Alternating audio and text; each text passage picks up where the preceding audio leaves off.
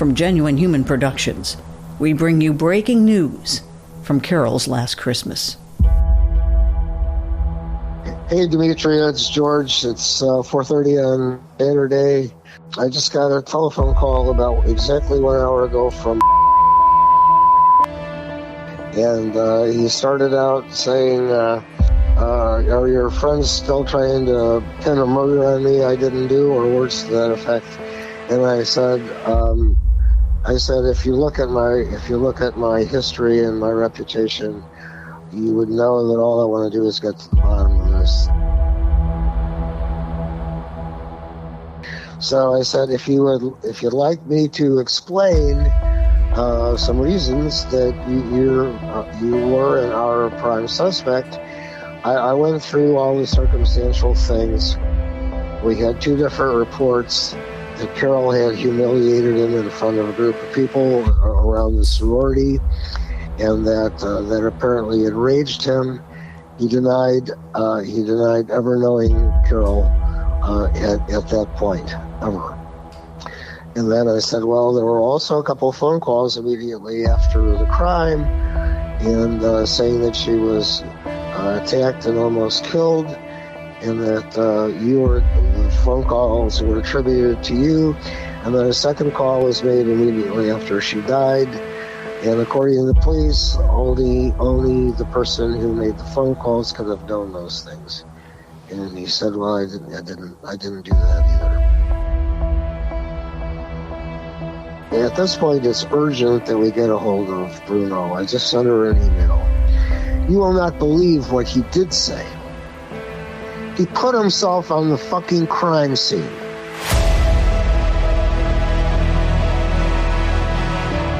The call you just heard was George Seibel in July of 2023.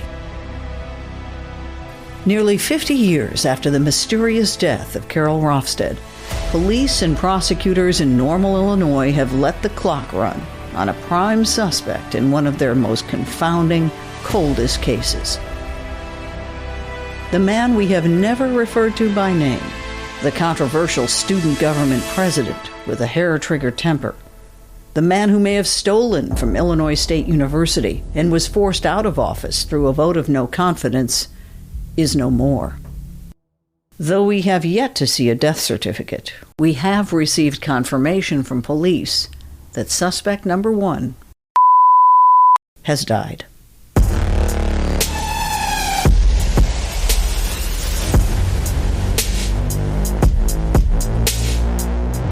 So tell me what you did today. You called Normal Police. I emailed Nikki at Normal Police, and I said we have unconfirmed information, and I also said that we wish you well, and that his death isn't the death of the case as far as we're concerned.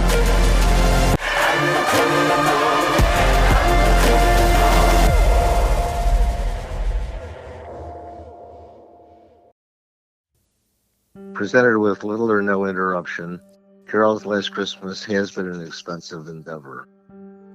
If you appreciate our work, please consider making a donation to help.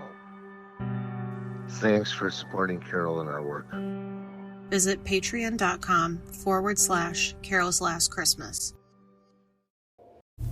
Okay, so where do you think we go from here?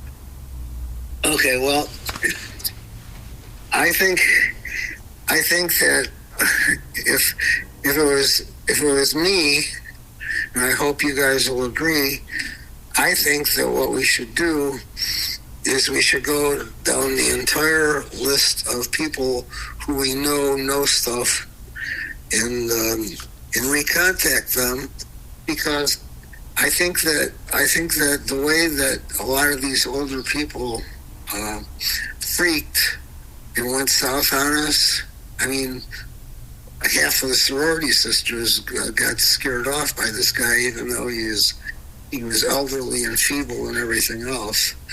So the chances are that at least one of those people might be less reluctant to talk now that they know that there isn't going to be a prosecution, and they don't have to be afraid of this guy anymore, if that makes sense.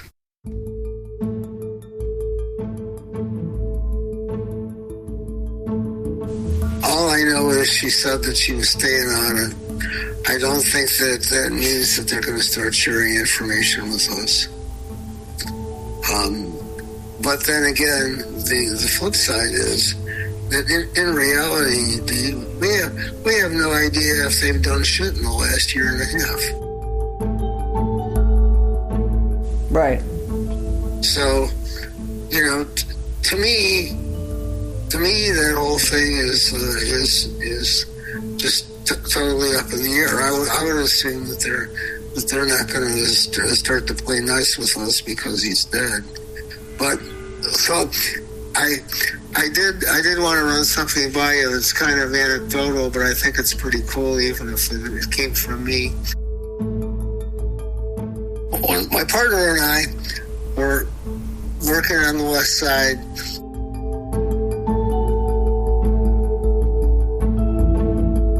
we arrested a guy for a home invasion in Chicago that was wanted for a home invasion shooting, murder in DuPage County in Wheaton.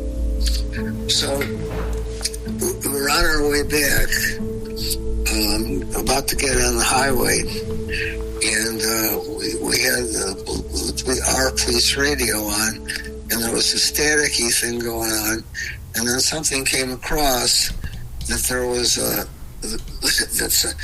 a hostage situation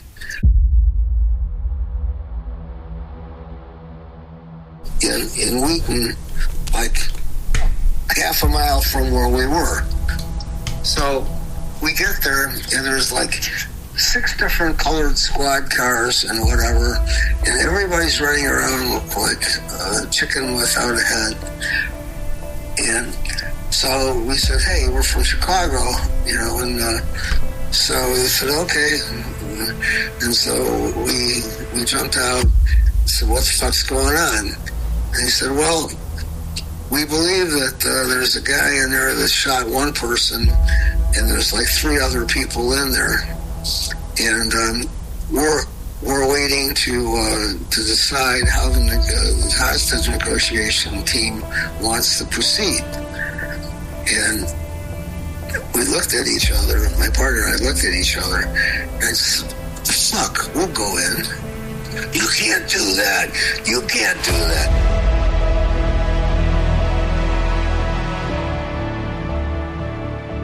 So everybody's scurrying around. So all of a sudden, we hear a scream, and we hear a pop, and we start to go, and they say, don't do it, buddies. I couldn't argue with them at that point. So anyway, long and short of it is, they stood out there for half an hour until the guy with the gun killed 2 other hostages and then shot himself. And the moral of the story is, if you wait long enough until everybody's fucking dead, you don't have a problem.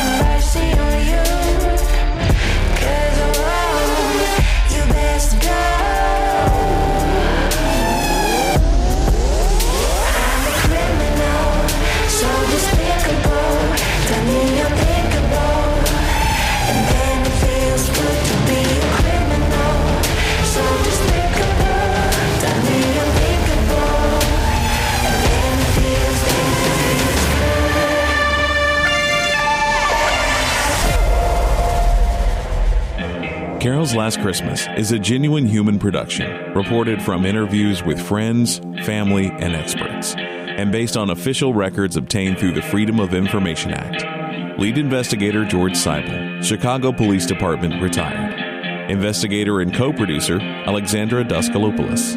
Investigator, writer, and narrator Demetria Kaladinos. Voiceover recreation Justin Holder. Audio mastering and consultation by Paul Gibson. Music provided rights-free by Artlist, Blue Dot Sessions, Motion Array, and Storyblocks.